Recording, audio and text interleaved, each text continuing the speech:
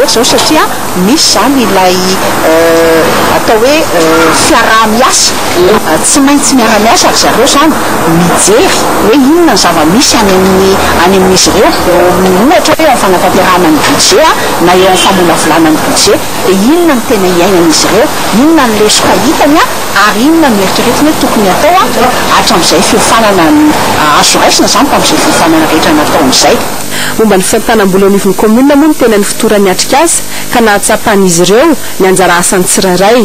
Tanjona ny aizan'izy ireo mandrindra ao anatin'ny mangarahara ny fampiasana sy ny fitantanana ny volan'ny komuna ka hipaka araky ny etaeta sy ny filany vahoaka eo amin'ny fampandrosoana araky ny fotodrafitra sanangatahana famatsim-bola toy ny fanarenana tsena, fanatsarana na fananganana bureau komuna, ny lalana, ny sekoly, ny hopitaly sy ny sisa.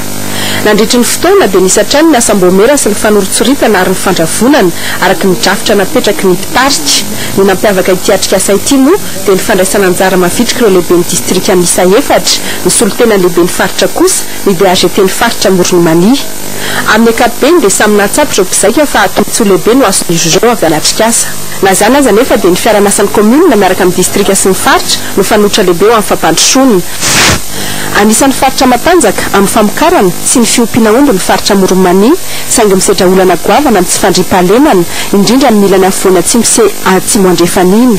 Manoloan'izany dia nandrefana pa-kevitra ireo ambaratonga pahefana rehetra atao anatin'ny faritra Paren'Andriamatoa Manirina Josoa Eugène lehiben'ny faritra Moronimania ny hanaovana opération ao anatin'ny distrika Anambositra sy Manandrina mandritry ny 2 herinandro ka ny lieutenant colonel Rarivo Manana izay voatendry 4 bolana lasa hitantana ny groupement ny faritra Moronimania no tompon'antoka amin'ny fanatanterahana ny opération. Izany rehetra izany moa dia tsy vita tsy ny fiara-miasa izay marotra teo amin'ny région na distrika indrindra ny tribunal.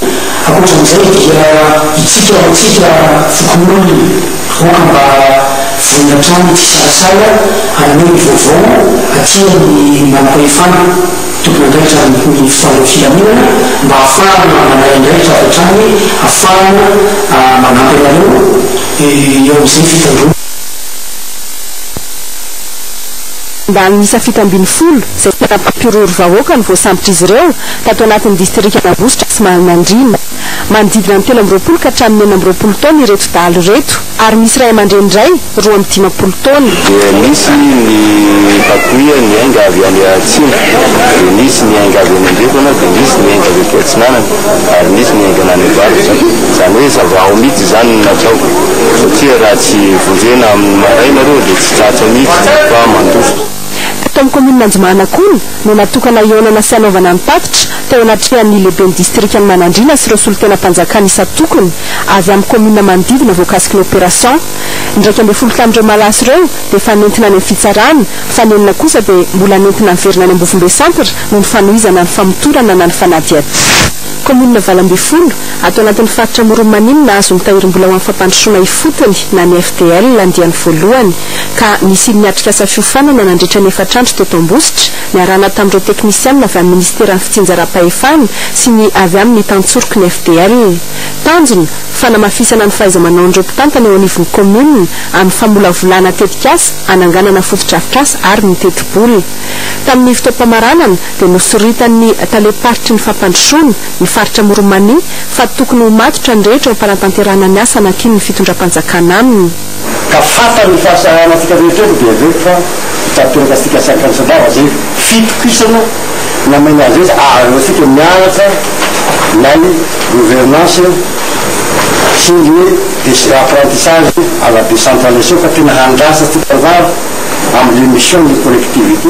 Marina moa fa mitentina sy fitatrisaka isaky ny komuna ity FDL ity izay antenaina ny fiatraikan'ny fampandrosoana anivon'ireo komuna tsirairay sy ny vahoaka ao aminy. Amin'ny Analanjirofo dia efa manomana sahady ny fifitianana ny KMF Chloé.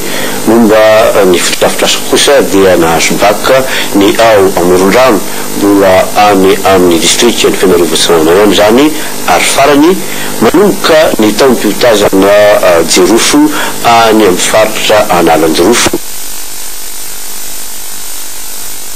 zany tao amin'ny commune rurale Vohilengo izaka iarahana misirada amin'ny CTHT ary keo amin'ny FTKM tapitry ny sultana mavitrika ao Fenarivo atsinanana ao. Ny talata fahavalon'ny volana Desambra nanosokafana tamin'ny fomba ofisialy teto amin'ny commune Vohilengo ny taom-piotazana jirofo taona 2024 ato amin'ny district ny Fenarivo Atsinanana. Nivokatra jirofo avy ety amin'ny district ny Fenarivo Atsinanana sy analan-jirofo no mametraka ny Madagasikara amin'ny laharana faharoa eo amin'ny fanondranana ny jirofo eny amin'ny sehatra iraisam-pirenena. Zany ny antony nanokafana ny tsenan-jirofo amin'ireo commune telo manana ny lazany amin'ity vokatra ity dia ny eto amin'ny commune Vohilengo, Ambatoranana, Ampasimbeamanasatrana. Tompomarika amin'izao fametrahana ny tsenan-jirofo izao ny CTHT na ny Centre Technique Horticole de Toamasina. Ampitomboana ny vokatra jirofo amin'ny alalan'ny fanantenana ireo mpamokatra sy ny fanampiarahana zanakazo ary ny fampafana tsarana ny kalitao jirofo amin'ny alalan'ny fametrahana fitaovana fikarakarana ny vokatra aoriana ny fitazana ny fanavoazana ny fenitra ny feno jirofo fanatsarana ny varotra jirofo amin'ny alalan'ny fandrindrana ny tsena toy izao hitantsika izao. Efa zato sy valo arivo ariary ankehitriny ny kilona jirofo ary 2 ariary ariary ny litatra ny essence vita amin'ny ravin-jirofo ato amin'ny district ny Fenarivo. Lanja miakatra hatrany ny vidin'ny vokatra saingy ny fototry ny jirofo ny miasimba noho ny rivo-doza eo ihany koa ny tsy misy fanavozana nireny fototry jirofo ireny. Ary olo moa tsy be mamboly seky miandry voly mianty-dah koa. Manoloana izany dia manao ezaka ny CTHT vasia ny vondrona Europeanina vola. Tato anatin'ny 9 volana dia zanaka jirofo 10,000 sy ariary no efa naparitaka ny amin'ny commune sy fokotany maro ato amin'ny district ny Fenarivo Atsinanana. Ho an'ny faritra Analan-jirofo moa dia ny 900 teti-bola iasana amin'ny taona 10 dia natokana ho amin'ity fanasarana ny volon-jirofo ity. Mila fanavozana noho izany ny fototry ny jirofo tsy Fenarivo Atsinanana raha tiana ny tazona ny anarana mahafaritra Analan-jirofo. Manala fahasairana ny mpona ty amin'ny tapany andrefan'ny district ny Fenarivo Atsinanana ny nahavitan'ny baka eto Amorondrano. Ity baka Amorondrano ity no miantoka fivezevezen'ny fiara ny vokatra ary ny olona aty amin'ny tapany andrefan'ny district ny Fenarivo Atsinanana.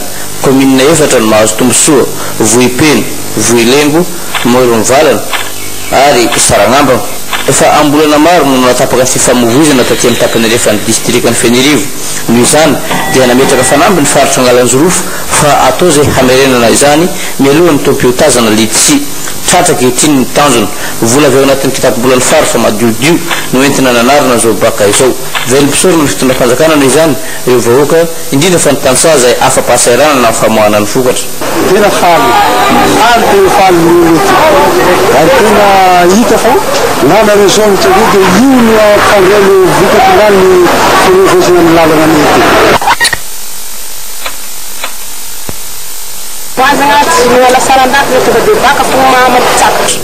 Ankoatra ny letsimo dia ny famoahana ny vokatra akondro mandava taona no tena ilan'ny tansaha ny fahavitany ty baka ity. Ny entreprise Tata avy ao Vohilengo nanao ny asa anjarany rehetra kosa ny kojakoja azy mba haharitra ny zavatra. Ho fanomanana ny fiatrenareo karazam-pifidianana samihafa eto Madagasikara dia nanatanteraka lohabalin-dasy teto Fenarivo Atsinanana ny alakamisy 7 volana Desambra teo izareo amin'ny KMF Knoe.